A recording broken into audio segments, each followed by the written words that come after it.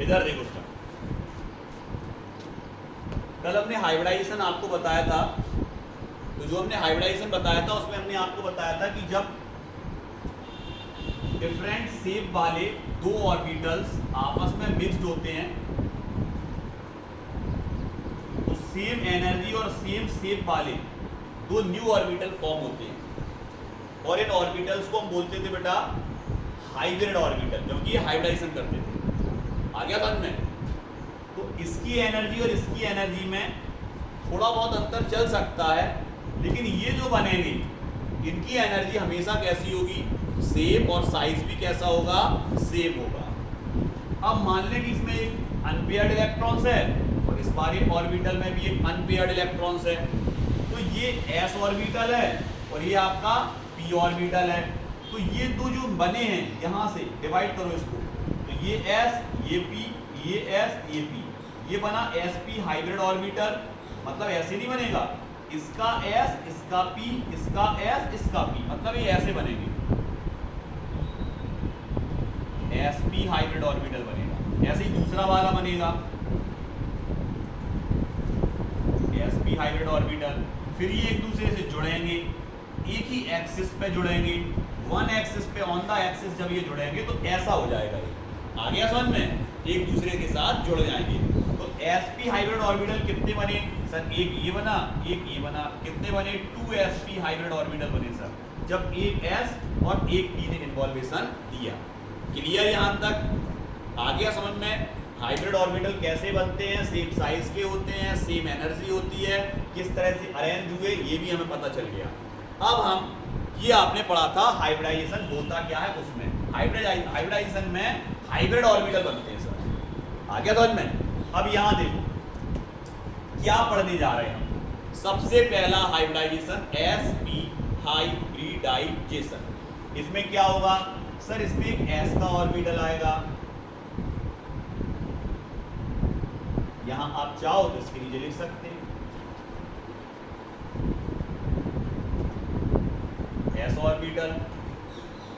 Clear? यहां पर क्या लिख दिया आपने? s orbital. ऐसे ही आपने क्या ले लिया बेटा सर? p ऑर्बिटल ले लिया हमने।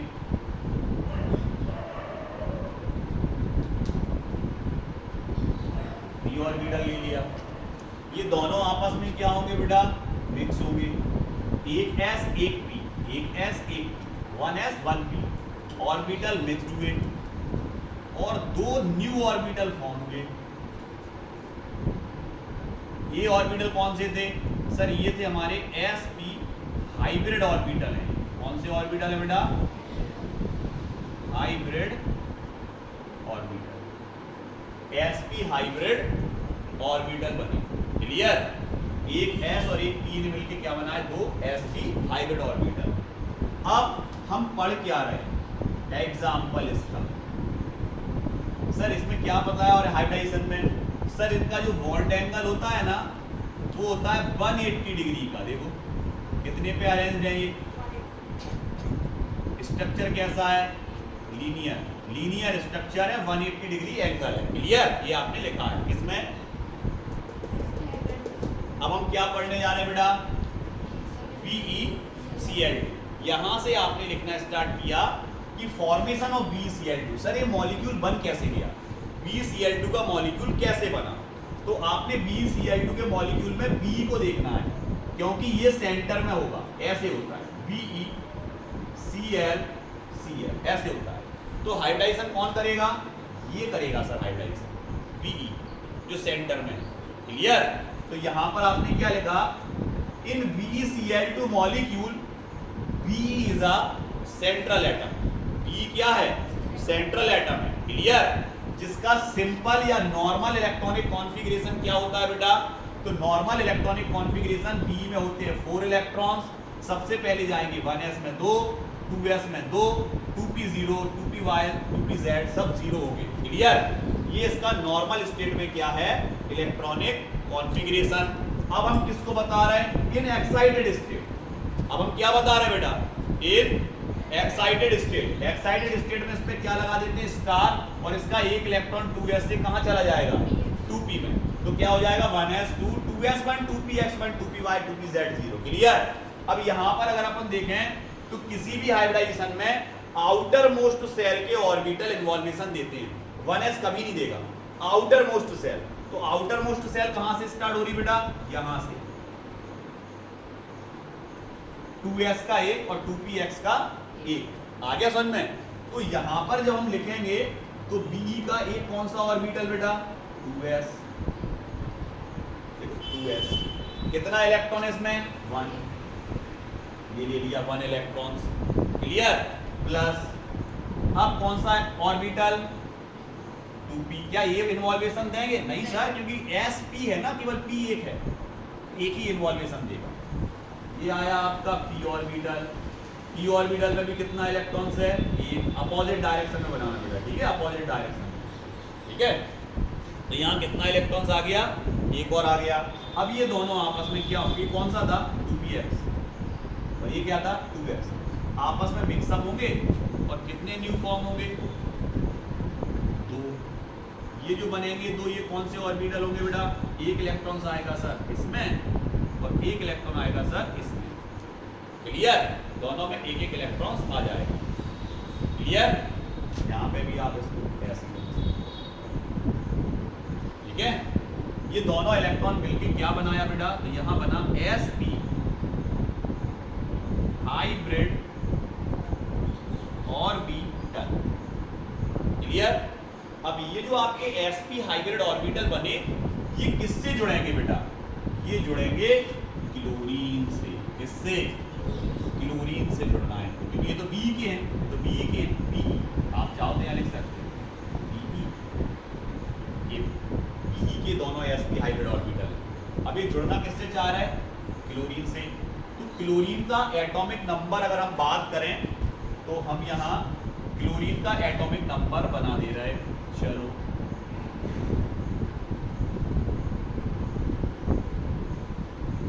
सबसे पहले ले लो फ्लोरीन, उसके बाद क्लोरीन, उसके बाद ब्रोमीन, उसके बाद आयोडीन।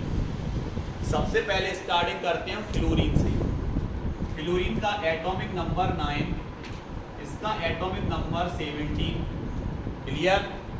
फिर कितना इसका 35, फिर इसका 53। क्लियर। ये होते हैं इनके एटॉमिक नंबर। अब इसका इलेक्ट्रॉनिक कॉन्फ़िगरेशन अगर आप बनाओगे तो 1s2 2s2 2px1 2py1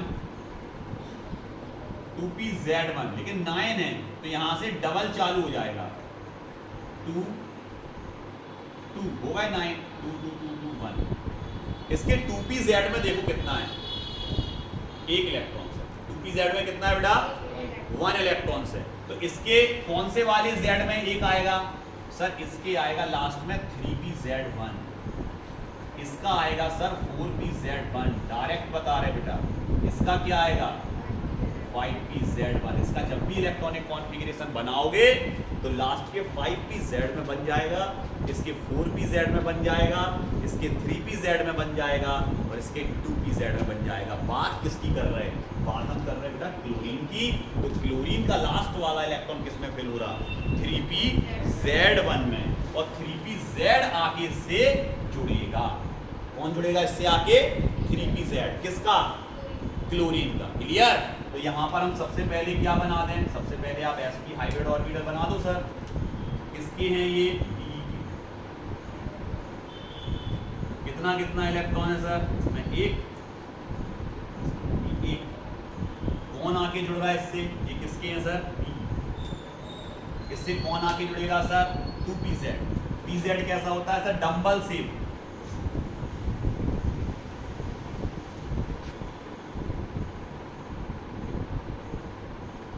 क्या है आपका, ये कौन सा था सर, ये sp हाइब्रिड ऑर्बिटल थे, याद है बेटा ये। और इनसे जुड़ा क्या आके, नहीं, ये भी कितना है इसमें इलेक्ट्रॉन्स, एक। देखो पेयर बन गया। इसका एक, देखो पेयर बन गया, एक एक का क्या हो गया ऑर्बिटल के अंदर शेयरिंग। कौन सा बॉन्ड बना? कोवेलेंट बॉन्ड बना। कौन सा बॉन्ड बना? कोवेलेंट बॉन्ड बना। और कोवेलेंट बॉन्ड में ही इलेक्ट्रॉन का क्या होता है? एक एक का शेयरिंग। और ये चूंकि ओवरलैपिंग कौन सा है तो आपको पढ़ाया है, इस तरह से अगर ऑर्बिटल जुड़ते हैं तो इसको क्या बोलते हैं बेटा? Axial overlapping. और अगर इस तरह से जुड़ते हैं तो इसको बोलते हैं साइड वाइज ओवरलैपिंग। क्लियर? तो कौन सी ओवरलैपिंग हो रही है यहाँ? एक्साइल। तो कौन सा बॉन्ड बनेगा? सिग्मा। यहाँ पे भी कौन सा बॉन्ड बनेगा बेटा? सिग्मा। एक्साइल ओवरलैपिंग में हमेशा कौन सा बॉन्ड बनता है? सिग्मा बॉन्ड बनता है। ये sp हाइब्रिड ऑर्बिटल्स हैं जिन्होंने एक्साइल ओवरलैपिंग किया। किससे किया सर? क्लोरीन के। कितने क्लोरीन लिए सर? दो क्लोरीन के 3pz ऑर्बिटल के साथ Be के sp हाइब्रिड ऑर्बिटल ने ओवरलैपिंग करके कौन सा मॉलिक्यूल फॉर्म किया?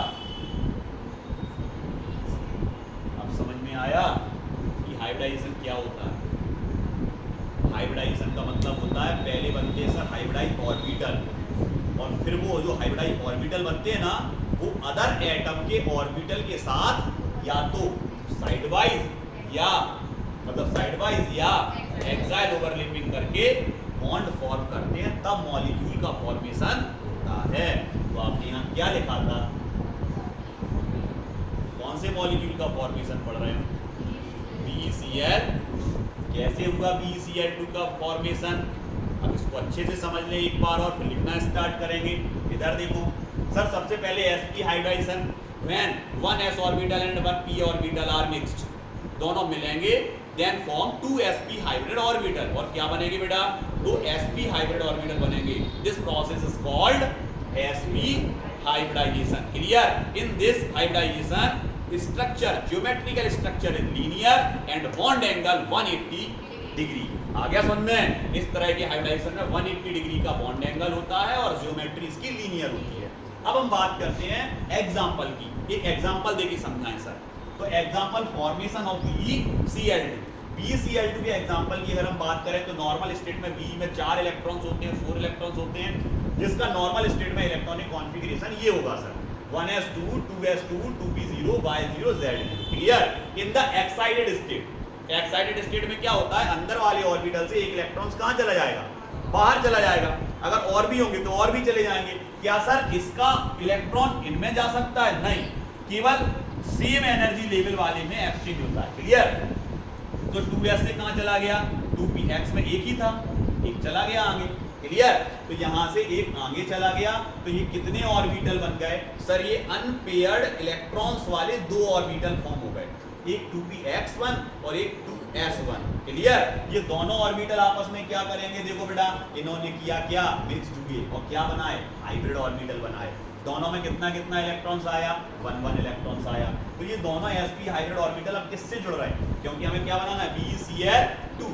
तो BeCl2 का इलेक्ट्रॉनिक कॉन्फ़िगरेशन देखें तो इलेक्ट्रॉनिक कॉन्फ़िगरेशन में पता चलता है इसका लास्ट इलेक्ट्रॉन किस में फिल होता है? अनपेयर्ड इलेक्ट्रॉन से 3pz में। तो ये 3pz इसके साथ क्या करेंगे? Axial overlapping. और एक्साइल ओवरलैपिंग से क्या फॉर्म करेंगे बेटा? BeCl2 का मॉलिक्यूल। अब बात हम ये करते हैं कि सर यहां पर अगर BeCl2 ना होके BeF2 होता, अब समझना बेटा अच्छे से, BeF2 होता तो क्या हो जाता? कुछ नहीं होना था, बस यहां आ जाता 2pz, यहां आ जाता 2pz, क्योंकि इसका लास्ट किस में फेल हो रहा? 2pz में। सर ये अगर Br2 होता, Br2 तो यहां क्या हो जाता? 4pz। अगर ये Bi2 होता तो क्या हो जाता? 5pz। आपको एक नहीं, आपको 4 एग्जांपल याद हो। क्लियर? आगे अच्छे से समझ में कोई दिक्कत? समझ गए? अगर हम ये कहते कि आपके पास Be2 बन रहा है तो इसमें Be के sp हाइब्रिड ऑर्बिटल से आयोडीन का कौन सा ऑर्बिटल एक्साइल ओवरलैपिंग करेगा? 5pz। और अगर हम कहते Br2 का कौन सा करेगा? अगर BeCl2 की बात करें तो, और BeF2 की बात करें फ्लोरीन की तो, दैट्स ऑल। sp हाइब्रिडेशन आपको अच्छे से समझ में आ गया। ठीक है?